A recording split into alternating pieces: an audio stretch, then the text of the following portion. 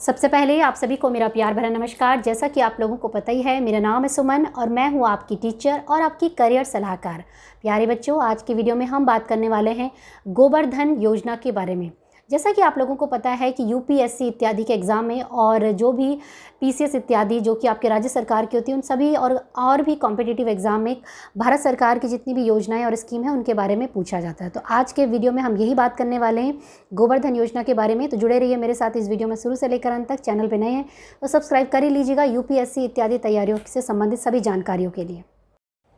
तो प्यारे बच्चों, डिटेल में हम समझेंगे गोवर्धन योजना को, लेकिन सबसे पहले उसके की पॉइंट कि इसकी फुल फॉर्म क्या है, बेसिकली इसके बारे में कब से चर्चा होने लगी, और तीसरा ये है कि इसका उद्देश्य क्या है। भाई किस वर्ग के लोगों को ध्यान में रखकर ये गोवर्धन योजना स्कीम निकाली गई, मतलब इसके टारगेट ऑडियंस कौन है।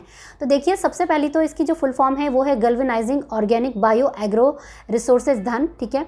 और अगर इस स्कीम की मैं बात करूँ कब इसे लॉन्च किया गया, इसे अनाउंस, तो देखिए 2023 का जो अभी बजट सत्र गया था जिसमें कि निर्मला सीतारमण जी ने इसकी बात की कि हम गोवर्धन स्कीम को लॉन्च कर रहे हैं और इसको चलाने के बारे में आगे सोच रहे हैं। तो यद्यपि निर्मला सीतारमण जी ने इसके बारे में चर्चा की, लेकिन इसकी सबसे पहली जो चर्चा हुई थी वो हुई थी अरुण जेटली जी द्वारा 2018 में। और ये जो चर्चा हुई थी ये चली थी आपके स्वच्छ भारत मिशन जो चलाया गया था, उसी के तहत इसको भी एक गोवर्धन योजना स्कीम के नाम से बताया गया और कहा कि इस योजना के तहत जो सबसे ज़्यादा लाभार्थी होंगे वो होंगे गांव के किसान और गांव के जो रहने वाले जो पशुपालन इत्यादि जो महिलाएं करती है उनके लिए। अब देखिए, इसका बेसिकली पर्पज़ यही होगा कि किसी ना किसी तरीके से गांव में रहने वाले लोगों के लिए आय का स्रोत डेवलप हो, है ना।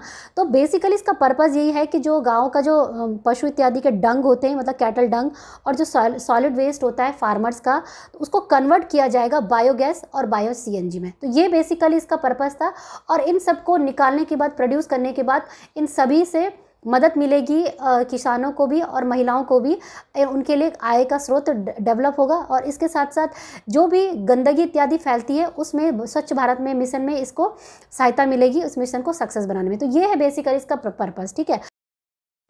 अब समझते हैं बच्चों कि इस योजना को चलाना कैसे। तो देखिए, ये जो योजना है इसके अंतर्गत क्या कहा गया केंद्र सरकार ने कि देश के प्रत्येक जिले को एक गांव चुना जाएगा, ठीक है। प्रत्येक जिले में गांव चुना जाएगा और प्रत्येक जिले में एक क्लस्टर का निर्माण करते हुए लगभग 700 क्लस्टर स्थापित किए जाएंगे, जिसके अंतर्गत ये गोवर्धन योजना को चलाई जाएगी, ठीक है। और इसके साथ साथ बच्चों, जो ये गोवर्धन योजना है इसका जो संचालन है वो पंचायती राज निदेशालय द्वारा किया जाएगा, ठीक है। पंचायती राज निदेशालय द्वारा किया जाएगा तथा पंचायती राज निदेशालय को ही गोवर्धन योजना की नोडल एजेंसी होगी। तो यही जो एजेंसी भी नोडल एजेंसी बनेगी वो भी पंचायती राज सिस्टम ही आपका बनने वाला है, ठीक है। और इसके लिए अगर आपको आवेदन करना है तो जो किसान इत्यादि वगैरह उनको ऑनलाइन आवेदन करने के लिए इसकी प्रतिक्रिया बताई गई है। और इस योजना के तहत जो सबसे जो फ़ायदा होगा वो यही होगा कि किसानों की आय में वृद्धि होगी, ठीक है। और जो बायोगैस जो प्लांट लगाया जाएगा जिससे कन्वर्ट होगी सीएनजी में, उससे ईंधन का निर्माण होगा, ठीक है। तो इस प्रकार के ये फ़ायदे इत्यादि आपको बताए गए हैं इस योजना के तहत। इसके साथ साथ जैसा कि मैंने आपको बताया कि ये स्वच्छता जो मिशन 2018 में स्टार्ट किया था उसको भी ये बूस्ट करेगा, ठीक है। अब प्रश्न ये आता है कि भाई क्या जितने भी गांव में लोग रहते हैं जिनकी 2 गायें हैं, क्या वो भी इस बायोगैस प्लांट या वो भी इस योजना का लाभ उठा सकते हैं। तो देखिए, इसके अंतर्गत एक कंडीशन बताई गई है कि ग्राम पंचायत द्वारा इंडिविजुअल बायोगैस प्लांट गाँव के उन घरों में लगाया जाएगा जहाँ पर 5 से अधिक पशु है, ठीक है। तो यानी कि 5 से अधिक अगर आपके पशु हैं और तभी आप इस बायोगैस प्लांट को लगा सकते हैं, ठीक है। इसके अतिरिक्त ये है कि आपको और प्यारे बच्चों, जो ये गोवर्धन योजना है इसके अंतर्गत टारगेट ये रखा गया है कि कम से कम बोल रहे हैं कि कम से कम प्रत्येक जिले में एक मॉडल परियोजना वहाँ पे होनी चाहिए इस गोवर्धन योजना के अंतर्गत, ठीक है। तो इसके साथ साथ ये तो थी इसकी समराइज पॉइंट। अब मैं आपको बता देती हूँ, जैसे कि मैंने आपको बताया 2023 में निर्मला सीतारमण जी ने इसके बारे में बात करी है फिर से। तो इसके अंतर्गत जो सबसे पहले जो स्टेट है वो है हरियाणा। खट्टर जी ने इसको अपने जो वहाँ के किसान इत्यादि है उनके लिए लॉन्च कर दी है ये परियोजना, और इसके अंतर्गत जितने भी वहाँ के किसान हैं इसका लाभ उठा सकते हैं, ठीक है।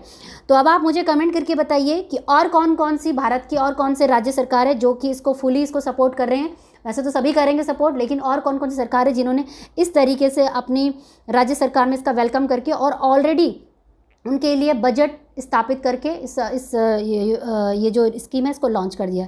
तो बस बच्चों यही था आज का वीडियो। उम्मीद करती हूँ ये वीडियो आपके लिए बहुत ही हेल्पफुल रहा होगा। बाकी ऐसी अन्य जानकारियों के लिए चैनल को सब्सक्राइब करके जाइए और आने वाले भविष्य में भी यूपीएससी से रिलेटेड जो भी करंट अफेयर्स या जो भी करंट मुद्दे होंगे या जो भी योजनाएं या जो भी टॉपिक्स होंगे उनके बारे में हम अपनी वीडियो के माध्यम से आप लोगों तक पहुँचाते रहेंगे। तो मिलेंगे मेरे कुछ नए अच्छे इंटरेस्टिंग वीडियो के साथ। तब तक के लिए जय हिंद, जय भारत, धन्यवाद, सत्यमेव जयते।